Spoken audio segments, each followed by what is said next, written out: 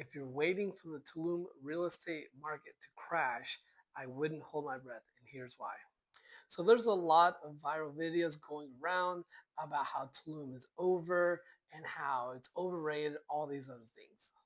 People would complain about taxis, access to the beach and infrastructure, and just other things like that. But Tulum, which is still a small town, is transforming and fixing those issues. So first, let's start with the taxi issue. There are two rideshare apps, and I've listed those in the description if you want to check it out. But and they are operated by the local taxi company, so it's not quite like Uber, but at least you have transparency on what your fare is going to be. Second, with free beach access to more hotels and more beach clubs, that also gives you more options to enjoy the beach however you want to enjoy it. And infrastructure. If you don't know anything about Tulum, it basically quadrupled, probably more in size in the last 5 years. So there's lots of roads that needed built.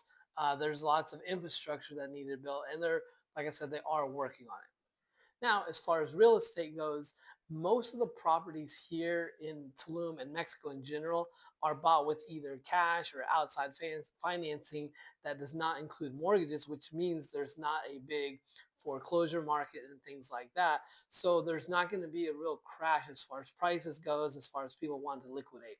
And I've also talked about 10 to 15 different property owners that want to sell their properties, and of all of those, only one of those was willing to sell their property for less than what they bought it for.